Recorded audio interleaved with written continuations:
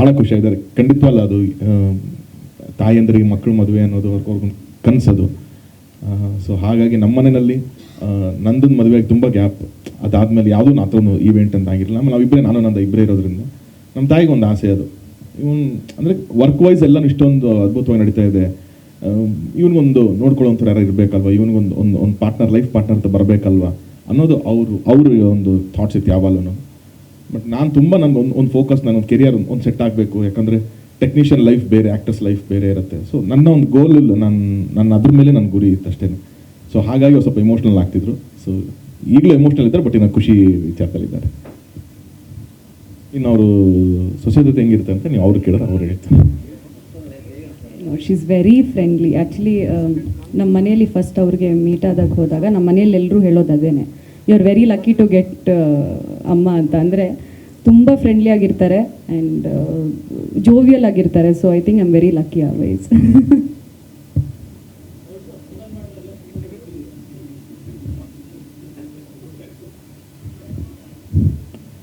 ಎಲ್ಲ ನೋಡಿಲ್ಲ ಸರ್, ಕೆಲವೊಂದು ನೋಡಿದ್ದೀನಿ.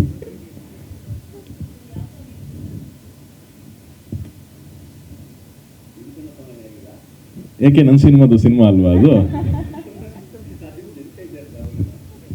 ಇಲ್ಲ, she is given some wonderful songs. ಹಂಗೆ ನೋಡಿದ್ರೆ ಪಂಚತಂತ್ರದಲ್ಲೂ ತುಂಬ ಬ್ಯೂಟಿಫುಲ್ ಸಾಂಗ್ಸ್ ಇತ್ತು, ಬನಾರಸಲ್ಲಿ ಅದ್ಭುತವಾದ ಸಾಂಗ್ಸ್ ಇದೆ. So she is been lucky, she is got some beautiful songs. ಗರಡಿನಲ್ಲಿ ಒಂದು ಸಾಂಗ್ ತುಂಬ ಚೆನ್ನಾಗಿತ್ತು. So few actors are always lucky, they get very beautiful songs. So ಆ ನಿಟ್ಟಿನಲ್ಲಿ ಅವ್ರಿಗೂ ತುಂಬ ಅದ್ಭುತವಾದ ಸಾಂಗ್ಗಳು ಸಿಕ್ಕಿದೆ.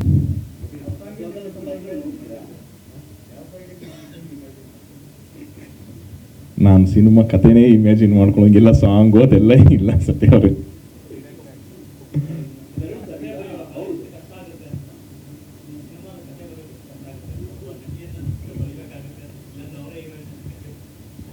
ಇಲ್ಲ, ನಾನು ಅದೊಂದು ಇಷ್ಟು ತುಂಬ ಕ್ಲಿಯರ್ ಆಗಿದ್ದೀನಿ. ನನ್ನ ವರ್ಕು, ನನ್ನ ಪ್ರೊಫೆಷನ್, ಅದಕ್ಕೇನು ಬೆಲೆ ಕೊಡಬೇಕು, ಅದಕ್ಕೇನು ಕೆಲಸ ಮಾಡಬೇಕು, ಅದು ಇವತ್ತಿನವರೆಗೂ ನನಗೇನು ಡಿಸ್ಟರ್ಬ್ ಮಾಡಿಲ್ಲ.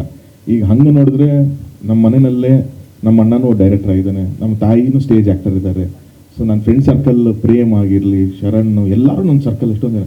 ಸೊ ನನ್ನ ಕತೆ ಬರೆದಾಗ ಅದು ಯಾರಿಗೆ ಜಸ್ಟಿಫೈ ಮಾಡಿದೆ ಅದಕ್ಕೆ ಮಾತ್ರನೇ ನಾನು ಒತ್ತು ಕೊಟ್ಟಿದ್ದೀನಿ ಹೊರತು ಅದು ಬಿಟ್ಟರೆ ಇನ್ನೇನಿಲ್ಲ. ಸೊ ನಾಳೆನೂ ಕತೆ ಬರಬೇಕು. ಮೇ ಬಿ ಇವಾಗ ನನಗೆ ಈಗ ಇಷ್ಟು ಆ್ಯಕ್ಷನ್ನು, ಎಮೋಷನ್ಸು, ಸೆಂಟಿಮೆಂಟ್ ಏನೋ ಮಾಡ್ತಿದ್ದಲ್ಲ, ಈಗ ನೆಕ್ಸ್ಟು ಆಫ್ಟರ್ ಮ್ಯಾರೇಜ್ದು ಲೈಫ್ ಕತೆಗಳೇನಾರು ಇತ್ತು ಅಂದರೆ ಬಹುಶಃ ಬರೆಯೋದಕ್ಕೆ ಒಂಚೂರು ಎಕ್ಸ್ಪೀರಿಯನ್ಸ್ ಆಗ್ಬೋದು ಈಗ. ಅವ್ರು ಹೋಗಿ ಮೀಟ್ ಆಗಿದ್ದಾರೆ, ಬಟ್ ನನಗೆ ಪರ್ಸ್ನಲಿ ಅವ್ರಿಗೆ ಅಲ್ಲಿ ಮೀಟ್ ಆಗೋದು ಬೇಡ ಅಂತ. ಬಿಕಾಸ್ ಎವ್ರಿ ಟೈಮ್ ನಾವೊಂದು ಬೇರೆ ಆರಾದಲ್ಲಿ ನೋಡಿದ್ದೀವಿ ದರ್ಶನ್ ಸರ್ನ. So I do not want to meet in there, but ನೋಡೋಣ, probably after marriage if I get an opportunity ಅಲ್ಲಿ ಮೀಟ್. ಬಟ್ ಅಷ್ಟರಲ್ಲಿ ಆಚೆ ಬರ್ತಾರೆ ಅನ್ನೋ ಒಂದು ನಂಬಿಕೆ ಕೂಡ ಇದೆ. Let's C.